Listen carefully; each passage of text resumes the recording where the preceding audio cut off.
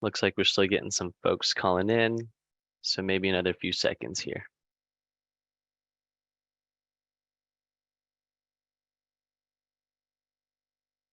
Alrighty, I think in the interest of time, we can go ahead and get this started. Hello, everyone. Thank you very much for your time this Tuesday afternoon. My name is Brandon Sue, and I am a consultant with Deloitte Consulting. On behalf of the U.S. Department of Transportation's Bureau of Transportation Statistics, also known as BTS, I would like to welcome you all to a webinar to discuss the Ocean Shipping and Reform Act of 2022, or OSRA 22 for short, along with your organization's roles and responsibilities to fulfill this congressional mandate. Now, before we continue, in regard to housekeeping items, I'd like to request you all to please mute yourselves, if not already, and please save your questions until the end of the presentation, or feel free to type them in the chat during the conversation. We will have some time set up for a Q&A session towards the end of this webinar. Also, I'd like to mention that this meeting is being recorded and will be distributed to the group following this event and made available on the BTS website. So the reason you were all invited to this webinar is because your organization has been identified as a mandated data provider for OSRA 22, which will be facilitated by BTS. Next slide, please. To provide some background on the Bureau of Transportation Statistics of the Department of Transportation, or BTS, the Bureau is one of the 13 federal statistical agencies. BTS strives to provide context to decision makers and the public for understanding statistics on transportation. BTS assures credibility of its products and services through rigorous analysis, transparent data quality, and organizational independence. BTS also promotes innovative methods of data collection, analysis, visualization, and dissemination to improve operational efficiency and create relevant information products that bring transportation to the forefront of societal discourse and awareness. Next slide, please. I'd now like to introduce some key OSRA personnel. These individuals are instrumental to the Department of Transportation's execution of OSRA 22 compliance and serve as key resources on the implications of this congressional mandate. So first, from the Office of Data Development and Standards, we have Chachi Fan, PhD, Office Director.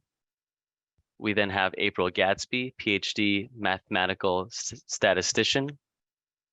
We have Janine McFadden, Senior Survey Statistician, OSRA Project Manager, and Clara Richovsky, Senior Survey Statistician, Confidentiality Officer. With the Office of Transportation Analysis, or OTA, we have Matthew Chambers, Senior Transportation Analyst. And finally, we have April Taylor, Senior Freight Specialist, who is on detail from the Economic Research Service at the U.S. Department of Agriculture. I'd now like to hand this over to Janine McFadden to continue the discussion with today's agenda.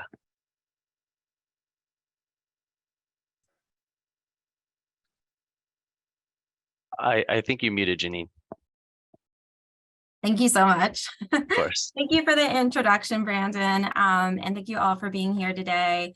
We hope that this webinar is informative for you all. This webinar is really for those of you who joined us outside of our organization. Like Brandon said, at the end of this webinar, we hope to take your questions and get as many of those answered as possible. So until then, I want to first start with our agenda for today. The first part of this webinar, we want to provide you with an overview of what OSRA 22 is, what organizations are required to participate, what's required of your organization, and how you go about submitting your information to meet the mandate. And then the second part of the webinar is about really about transparency, how we collect your data and how we process it after we collect it from you.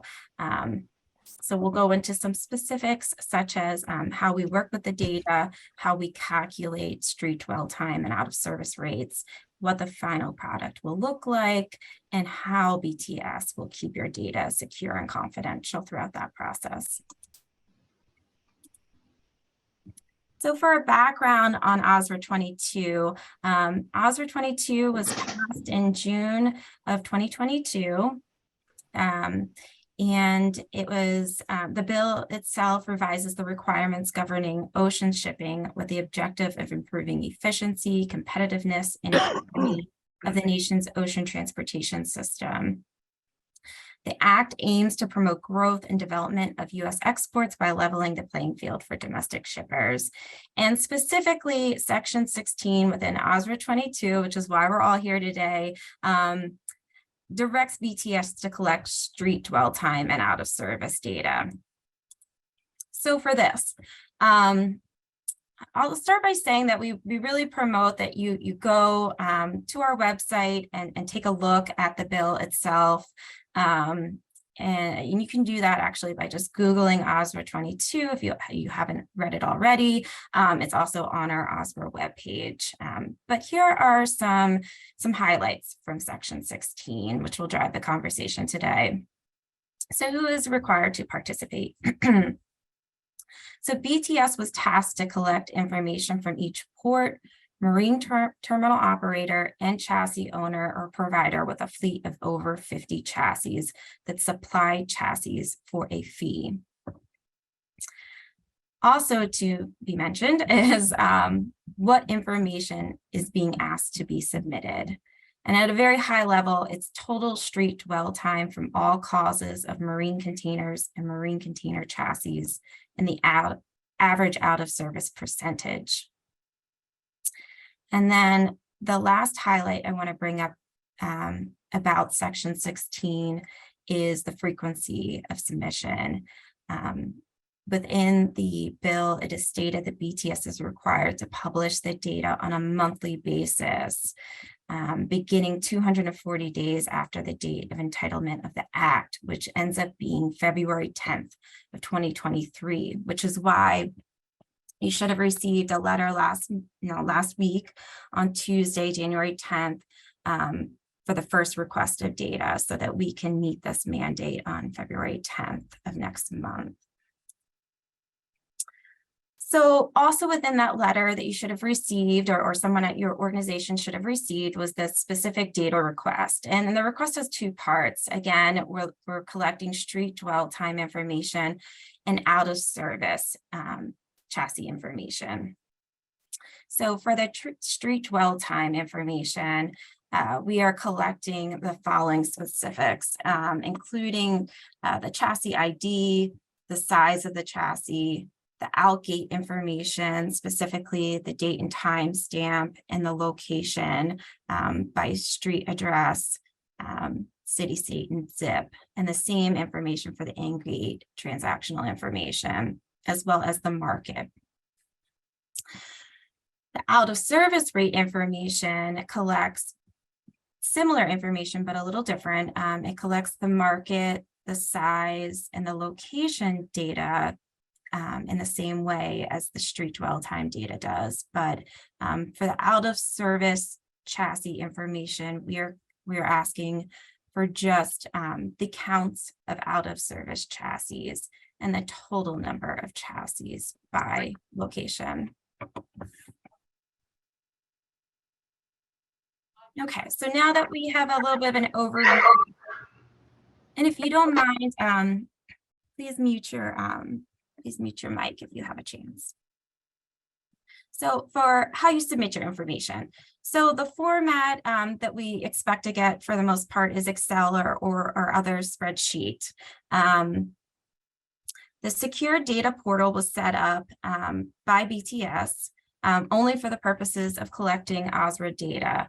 And that portal is available only to the companies that we invite to participate in OSRA. And specifically, we are asking for companies to provide to us just one or two or three names of persons who will be the specific point of contact to submit their data each month.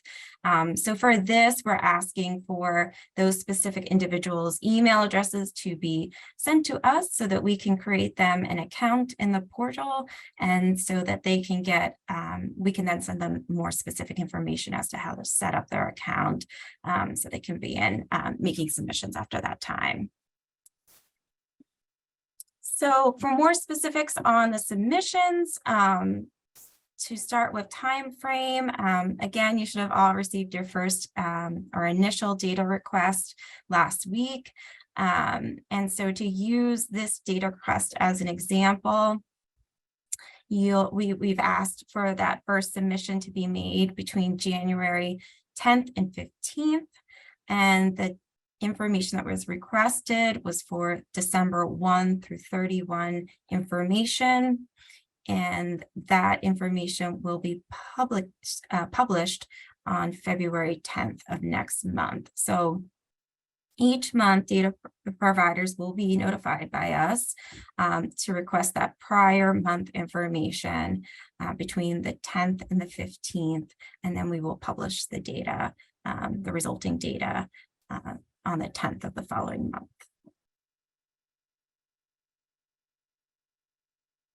Okay, and so, you might be asking yourself, why should I comply with this?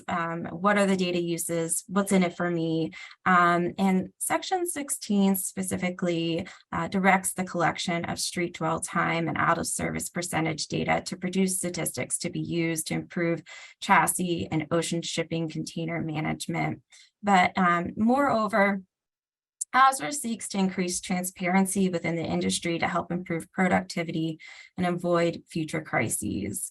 And we also hope that OSRA will provide data-driven decision-making within your organization, including market trends, industry-wide performance metrics, and data points for customer insights.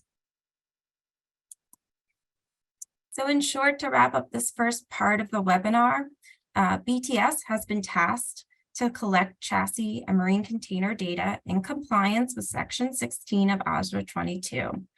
BTS will only publish statistics that will neither reveal information about respondents nor their individual operations. And this is really important, and we take it very serious. The raw data is collected for statistical purposes only and immune from court subpoena and freedom of information or FOIA requests.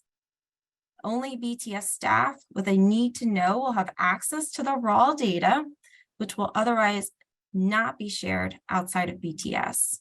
And lastly, data providers will only have access to upload data for submission into the secure data portal and will not have any access to viewing data within the portal. So now we'll move on to this next part of the webinar, which is, what we do when we receive the data. And again, this is really for transparency's sake and to let you know how we work with the data and how we derive the statistics that we do. So for this, I'm displaying here all fictitious information. I'll start with, this is just made up data for illustrative purposes. So this should be what your data looks like when it comes to us. Again, a spreadsheet sort of format with the data items that we've requested. And the first thing we'll do is we'll just review your spreadsheet. If there are any notes or dictation within the spreadsheet, we'll take a look at that and see if it's needed for us to review to make sense and analyze your data appropriately. And then we'll go ahead and look for any missing values. And if we see that there's a lot of missing values, that's when we may reach back out. Or if there are very few data items where we could perhaps look at prior submissions to fill in that missing information, such as the size of a chassis, or look that information up elsewhere, then we'll go ahead and do that on our end to reduce your burden. That will be our first step. And then from there, we'll start to check for naming and data field consistencies. So we fully expect that each provider submitting data will have their own naming conventions. In the column you see, or the, I'm sorry, yes, the columns in blue. So as you can see here, provider 1 and provider 2 in our example, again, this is all made up information. The first provider calls the first data item chassis hashtag, and the next one uses chassis ID. So we'll go ahead and match those headers up so that we can merge those data fields. And then the next thing we'll do is we'll identify geography. So using the address information provided in the data submission, we will take that address and we'll define it to one of our markets across all providers. So each provider will provide a market, but we will then further define that within our methodology so that there's consistency across all data submissions and for our publication purposes. So once we have your data, we will identify the market, and we'll further aggregate that data into a regional or national level. And then we'll begin to combine the data. So now that we've made consistency amongst the headers, we've consistently identified locations and markets, we'll go ahead and combine all of the data so that calculations can be made. But before we do that, our last step will be cleaning the data. So in these two examples here, we have one example on the left and one on the right. Data provider 1 and data provider 2 both list the same entry. It has the same chassis ID, and it has the same outgate and ingate time. So for this, we can assume that perhaps one is the owner provider of the chassis, maybe the other provider leases the chassis, and so they both submitted data. So we'll go ahead and scrub one of these entries to avoid duplication. And this further reiterates the need for the chassis ID to make sure that we can identify issues like this and scrub entries like that. For the second example, between provider 1 and provider 2, again, we have the same chassis ID. The in-gate, out-gate times do not match, but there is overlap. So this is not something that we would make action on, but would need to further research before making any changes. So this brings us to the next part of the webinar, which is how we calculate street dwell time and out of service rates. So we'll go through a couple examples of that. So calculating street dwell time. Again, this is all just made up data. And what we have here are 4 different entries for 4 different chassis. All information is complete. And over here on the right, you can see that we calculated the street dwell time. And then at the bottom here in blue, you can see that we averaged over those 4 different entries. So it's a simple calculation of in-gate minus out-gate to give us that street dwell time. And as a result, we can say that the reported street dwell time on average for 40-foot chassis is 18.79 days. Calculating out of service rates. So in this example, we have 4 data providers, and those data providers read their instructions correctly, and they provided to us both out of service chassis counts by location, which we rolled up into a geography. We'll call it geography A. And they secondly reported the total number of chassis that they have in inventory in that location, which we rolled up into geography A as well. And so what you see here in the box below is that we did not calculate the out of service percentage or rate by provider. What we did is we added up those out of service counts to total 65 in this fictitious example, and the inventory count added up to 410 chassis. And then we made a simple division to give us that rate of 15.85%. In addition, I'm going to demonstrate, and I'm going to demonstrate this because we've gotten a lot of questions about it. And the questions really have been, why can't I know the percentage already of out of service chassis in this particular location? Can I just provide you with that percentage? And the reason why we really need the count in the inventory count, or the out of service count and the inventory count, is because this is not provider level information that we are producing statistics on. It's geography level industry information. So if we were to collect the percentage by provider and make an average, we'd end up with an erroneous calculation of 22.5% on average. Whereas, as you can see here on the previous slide, we didn't calculate by provider. We calculated it by the specific providers within the geography that we specified to come up with that percentage. So I hope that doesn't cause any confusion, but further demonstrates the need for the counts and the total inventory, so that we can calculate that based on an industry level by geography. And so finally, I'll provide a mock-up of what we hope to publish. And this really is a mock-up because this is our first month of collecting the data. And it's really all going to depend, how we publish the data is going to depend on what data we get. So a little bit more on that. So the monthly data will be aggregated and tabulated at a local, regional, and national level.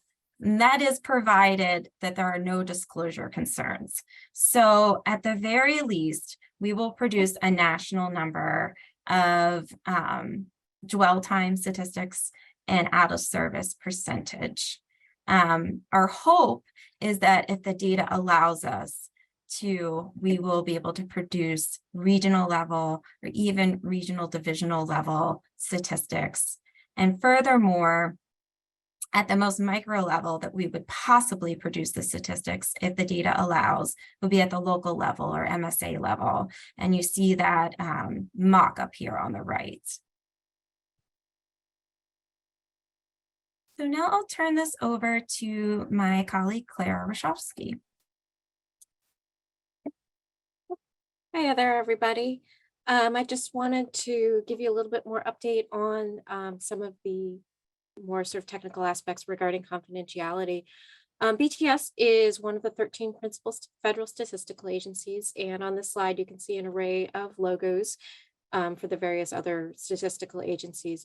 And the agencies can work together and are guided by the Office of Management and Budget, the statistical policy directives that OMB issues every so often to assure the objectivity and the credibility of agency data products across all of these federal statistical agencies. And this is essential for private and public decision making. And the agencies can and do collaborate with respect to confidentiality, data quality, and statistical issues.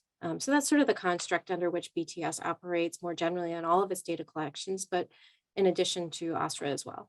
Next slide, please.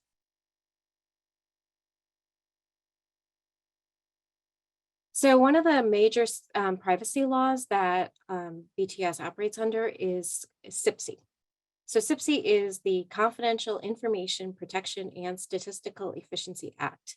And CIPSI provides a uniform and standardized pledge of confidentiality to individuals as well as to businesses, which is very different from all other privacy laws that affect information that is provided to the federal government by individuals or businesses.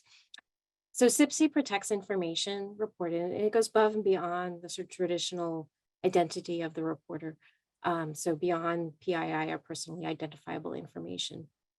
The CIPSI mandate allows for the release of information on emerging trends and patterns describing the characteristics of the groups without identifying those individuals or organizations. CPSI also assures that the information reported will be kept confidential and only be used for statistical purposes. The only exception to this is the explicit consent of the reporting entity, that the data provider grants permission to BTS in this case for information to be released in an identifiable form or to be used for any other purpose. Next slide, please. So that statistical purpose that I mentioned on the previous slide really describes that the description, estimation, analysis of the characteristics of the groups without identifying those individuals or organizations. And that goes into the calculations that Janine was describing earlier on the slides of the analysis that BTS will provide on the information that is provided through the OSRA program.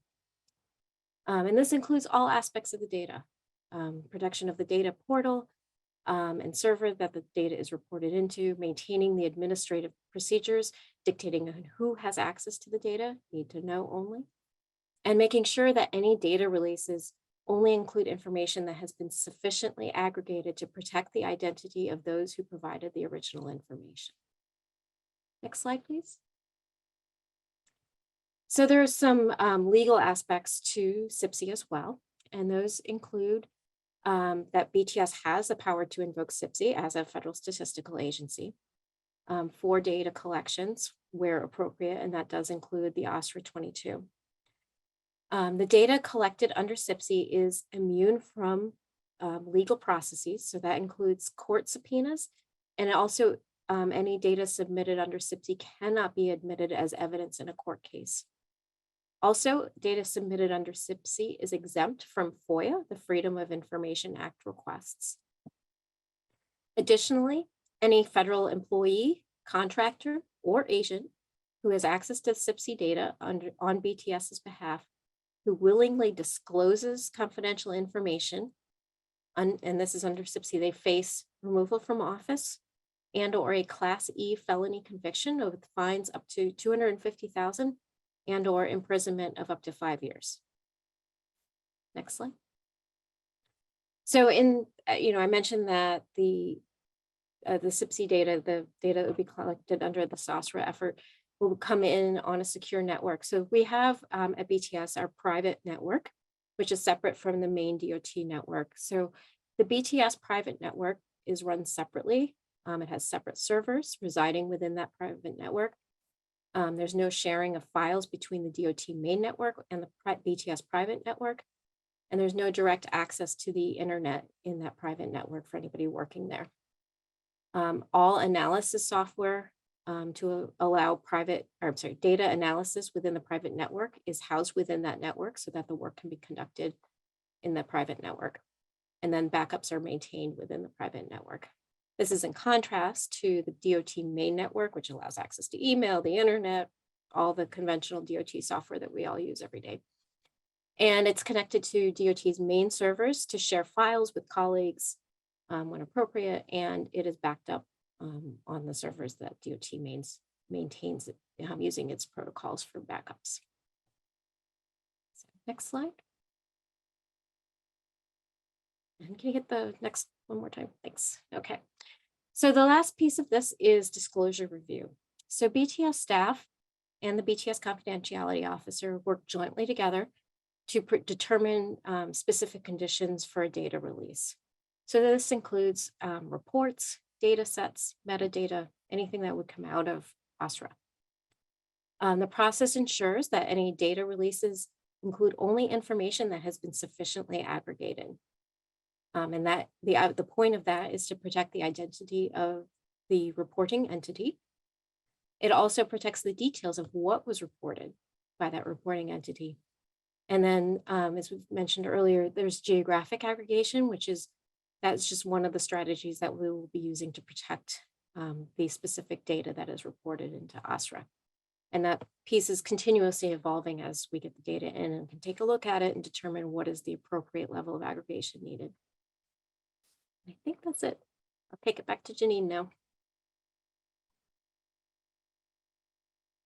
Okay, thank you so much, Claire. We really appreciate that. I'm actually going to turn this back over to Brandon now to take your questions. I know we've had the chat box open. I don't know if anyone's putting any questions in there to kick it off, but I will put myself on mute so we can start taking those questions. Fantastic. Thank you, Janine and Clara and the rest of the DOT team for that robust presentation on the OSRA 22 mandate. I'd now like to present some questions we've received from the audience during the presentation. First off here, if there are 6 locations in a city, do we roll them up or report separately? I believe April Taylor did provide a response. She said providers would report those locations separately, but the data will not be published by location. So I hope that answers that question. Next up, in regards to location, we have, does the data collection only apply for the continental United States? Does this include Puerto Rico since it's a territory?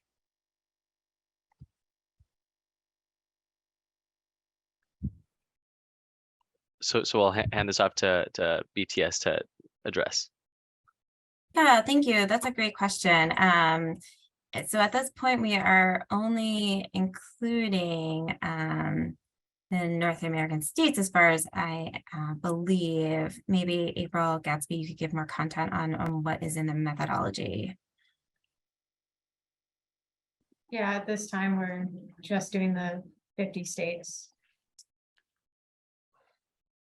Fantastic. Thank you very much for that. Hey, Brandon, yeah. I'll add something to that really quick. It's important to remember that the mandate requires us to look at international equipment. So we're looking at 20s, 40s, and 45. So much of that equipment, I think, used for Puerto Rico and other territories, even Alaska and Hawaii as well. A lot of that's domestic equipment moved on 53. So it's important to notice that those particular equipments are specifically spoken of in the mandate.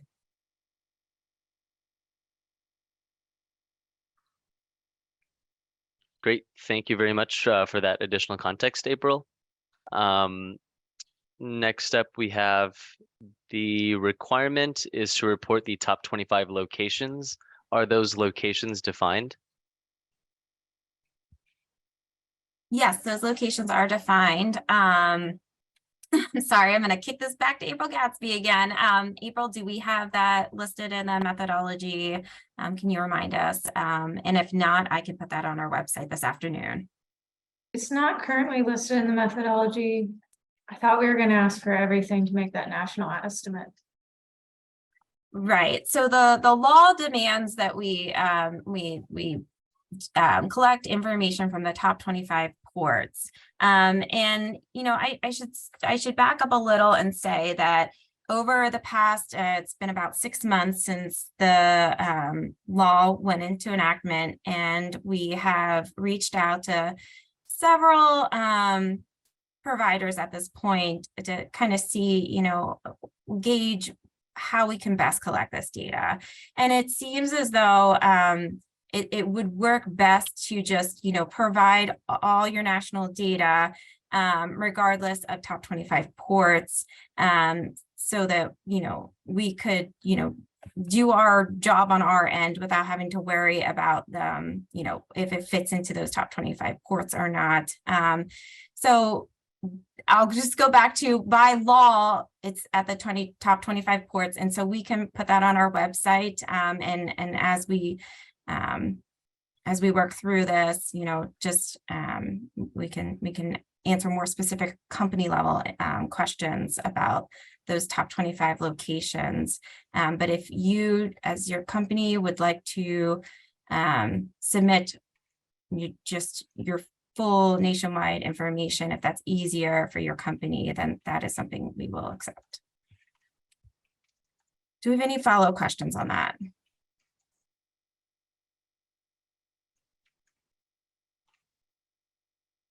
Okay. Fantastic. Thank you very much for that, Janine. Next up, we have, if you lease your equipment to a customer and do not have access to the data associated with the moves of the equipment, how can our company forward these requirements to the customer leasing the equipment?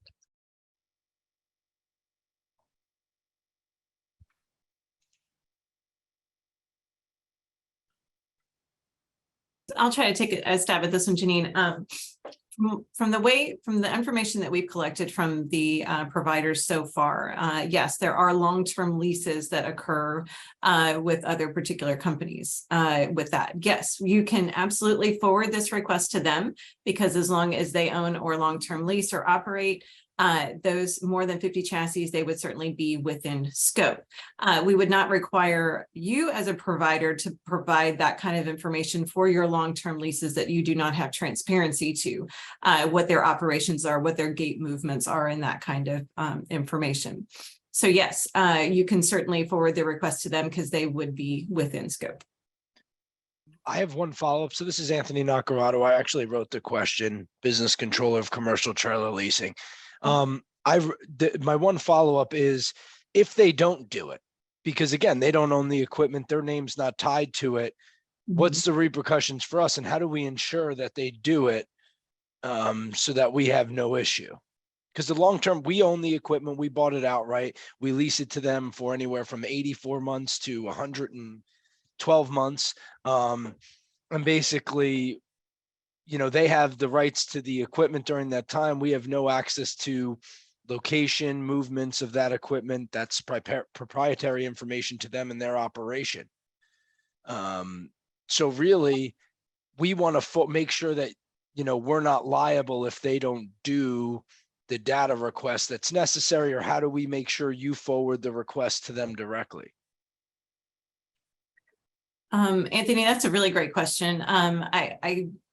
I don't want to speak. I'm certainly not a lawyer in this particular mandate in this particular situation here. I don't know that we could necessarily hold you accountable if you're not currently within operation of that. But I can't say that 100% for sure. We would need to consult the lawyers on that particular piece of it to make sure that you and your company are covered, to make sure that those pieces of equipment that you are currently operating and have control over and are operating or moving, those are the ones that you would be on tap for, if you will, for this particular mandate, and that other company would be on tap to report that information, and we would work with them directly on that. Any other BTS have other ideas here? Yeah, I have a couple questions, Anthony. Of course. So you own and provision the chassis. So we don't necessarily need to know. In fact, we don't need to know at all how the chassis is being used when it's on the street. We only need to know when it leaves the terminal gate and when it comes back for the dwell time statistics. So for that part, knowing when your chassis leaves the gate and comes back, are you privy to that information? Nothing. No, we just lease the equipment. We're a leasing company. All we do is lease tons, over 20,000 pieces of equipment out to hundreds of customers across the US. And basically they have their own operation. They all operate their equipment their own way. And we do not have access, especially that most of our companies are logistics companies. So they don't want to give us any access to GPS so that we know routes. It's all proprietary information to those organizations. So we have no access to the data associated to this equipment. Right. Yeah. No, thank you so much for this question. This seems like a case where, we would want to work directly with you and your company and those that lease the equipment, and have you connect us to them so that we can, share what is necessary, what data you need to provide then to us to meet the mandate. So let's talk offline a little bit more about this. Okay. And should I email you directly, Janine, with our head of counsel? Yep, you can email me directly. In a couple more slides, we have our contact information, Cool. and we'll be sharing these slides as well. But you can always reach out to OSRA, OSRA at DOT.gov as well. And that goes to all the members of the team. Thank you. Mm-hmm. Fantastic. Appreciate that. And next up we have is the total number of chassis, the number that is out on the street, and bare chassis in yard, or only bare chassis in the yard.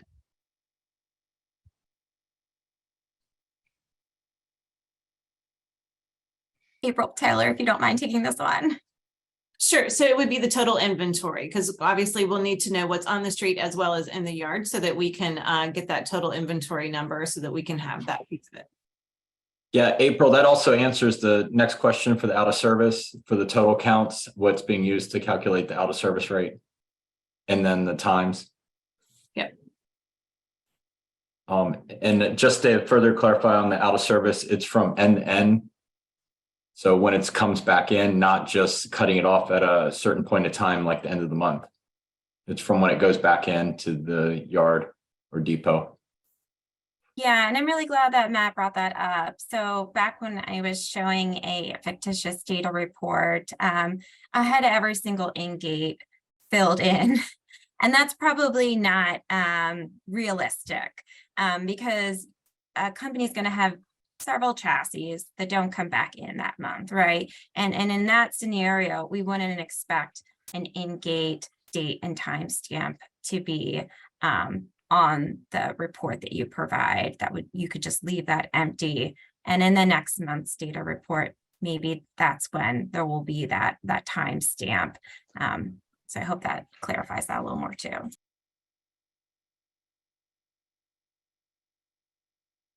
This is Mike with DCLI. That question, I think, was around out of service, Janine. So we're not, or don't anticipate reporting the total out of service that is declared throughout the month. I mean, we're picking up the last out of service report at the end of the month and reporting that and reporting the inventory at that time. Is that what you're expecting? For out of service, yes. For the prior information, I was actually talking about street dwell time statistics. Mm-hmm. Thank you. Just to clarify, out of service is the last report of the reporting month, correct? Yes, that's correct. So for the prior month at the end of December 31st. Yep. All right, thank you. Sure. Great. So just a snapshot at the end of the month. That's what you're looking for on the out of service. Yes, that's correct. Okay, not the entire month. Okay. Awesome. Are we required to report specialty equipment such as triaxles? I think this gets back to that size configuration that was in the mandate to say 20s, 40s, and 45s. So as long as those particular equipment can move 20s, 40s, or 45s, then yes, they would be in scope. Okay, thank you. This is Neil. I asked the question, but kind of further down, what is this goal aimed for? Private equipment that is not seeing the port and rails frequently, i.e. they don't terminate or origin at the port and the rails if they're a private fleet? Are we needing to report this data? Or is this primarily for fleets that are big providers like DCLI, NACPAC, and the various pools? So the mandate uses the language for a fee, right? So if you are provisioning these pieces of equipment for a fee for your customer, then yes, it would be in scope. If you're just, for example, if a port has some chassis on its terminal that it just uses just to simply move containers around its terminal, then that would not be a for hire piece of equipment. Okay. I hope that helps answer your question, Neil. It does, thanks. Fantastic. Thank you very much for that. And we have a question from Mr. Wagstaff. Can you provide the email address the request would have been sent from on January 10th?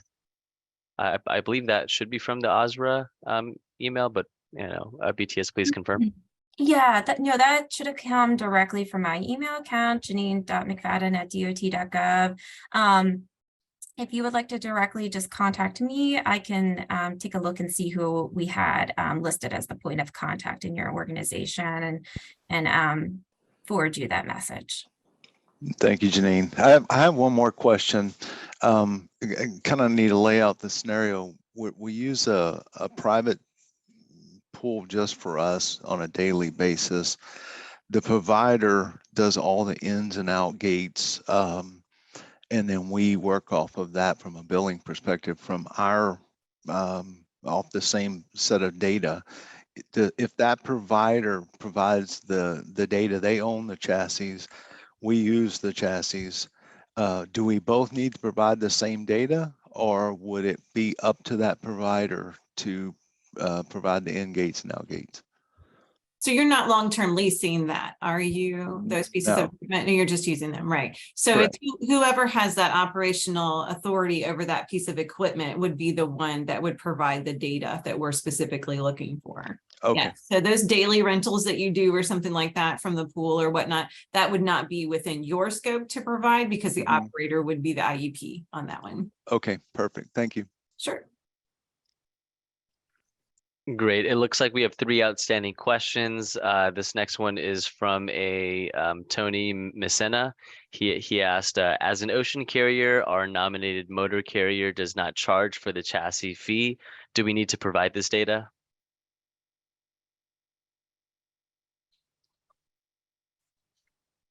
So I'll give this one a try. I understand that sometimes that's included in your rate that you provide for a particular use. I won't say that it's completely out of scope. However, it might behoove us to sit down and talk about your operations more specifically, just to confirm that with you. So please reach out to the team and we can make sure that one way or the other, we can get an answer on that one. Yeah, Janine. Hi.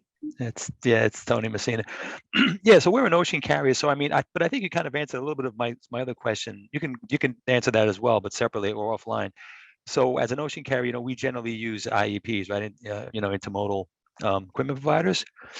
So for street dwell and that kind of data, I think you said earlier. So if their operational model, they're controlling, those assets, then I can request them to provide the street dwell data and out of service data that you requested, right? That would be also okay, right? I'm sorry. Can you just reiterate for me? You are the owner provider, or you lease the equipment? So we're an ocean carrier, and our door moves. They would lease the equipment from the IEP. Okay.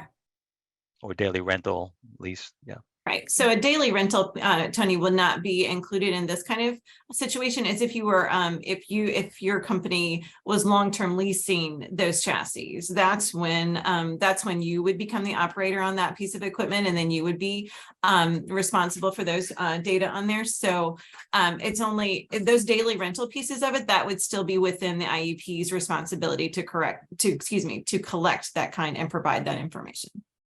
Oh, okay. So yeah, long-term leases generally are not done with us as an ocean carrier, at least not with my company. That would be done directly with the motor carrier for long-term leases then. Typically, yes. Although I know that there are some specialty pools that some of the ocean carriers actually have that they actually operate themselves out of. So those pieces of equipment would be included in this type of thing if there's like a specialty type pool that they offer for their customers. Okay. Okay. Thank you. Would it be possible, this is Mike with DCLI again, would it be possible to get the answers to these questions sent with the presentation so we have them documented? I don't know if we'll lose access to some of the answers in chat, but it would be nice to have the answers along with the presentation. Absolutely, Mike. Yes, we will. We'll make sure that those are provided in a transcript. All right, thank you. Sorry, it's Tony Messina again, Jamie. Yeah, I think I had an issue with maybe getting it on Zoom. If there's a way you can also get the presentation to the participants or to me, because I missed a good part of the presentation as well. Yeah, so a couple things. We did record the presentation. It's still recording. So all these questions and answers you'll hear in the recording. We'll also provide the presentation itself, the PowerPoint on our website, and the transcript. And so all that will be provided on our BTS OSRA website. And I know Brandon has some talking points around that in just a few moments too, but just to note that now. Okay. Awesome. Thank you for that, Janine. It looks like we have 2 more questions here. As a trucking company, we have a private chassis pool, but also use shared pools. I know it was mentioned that duplicates would be scrubbed. However, should we just go ahead and remove any shared pool entries from our data prior to submission and only submit the data on our private pool? To play it safe, I would almost say in these first data submissions to provide everything. And if we find that there is that true overlap, that we can go ahead and notify you of that and make that change from your reporting end. But just to ensure that we're getting all the data that we need, I would say go ahead and submit all that. Based on what April was saying a moment ago, I think she kind of answered that as if it's a daily rental, then we shouldn't report that. And so that's what that would be. Oh, okay. It would just be the daily usage from someone else's pool.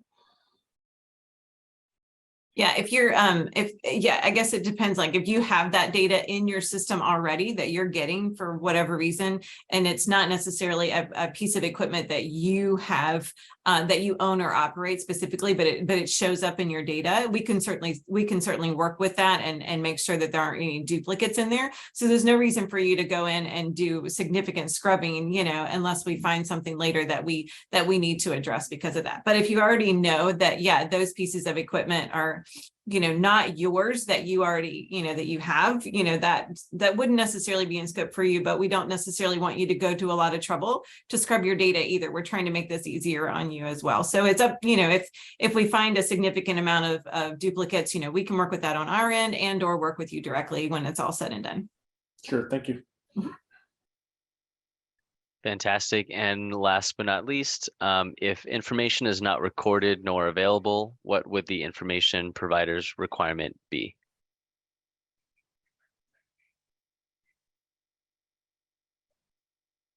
I'm sorry, Brandon, could you say that one more time? I missed that. Yeah, of course. If information is not recorded nor is available, what would the, I guess, provider's information requirement be? Yeah, it sounds like for this provider, let's have a conversation. Please reach out to us and we'll chat more about this. Great. Well, yeah, that just about does it for questions. I think we can move on to the next slide and begin to wrap up this webinar here. Oh, actually, Brandon, I did get one direct message that I want to answer. And the message is asking, since it is January 17th now, is there a grace time for the first submission? Okay, so going back to the beginning of the presentation, the mandate says that after 240 days of enactment, we have to produce statistics, which is on February the 10th. So we have a very short timeline on our end to get these this data cleaned and ready for calculation and then publication. So while we would love to say, oh, please take a couple weeks to work through this and get the data over to us, time is really of the essence. So if you have not submitted your data, that's not to say please don't submit your December data at this point, but send us a message, let us know where you are in the process and when you think you can get it to us if you have not already gotten it to us. And I hope that helps. Okay, thanks, Brandon. Yeah, of course. Thank you. So if we move on to the next slide here, we can we can discuss some information just on next steps.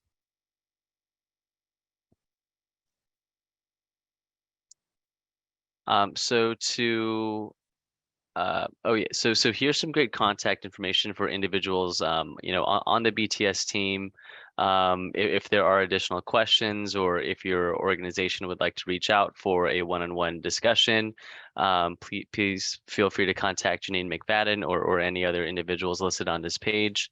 The OSRA at dot.gov is also a great inbox for general inquiries as well.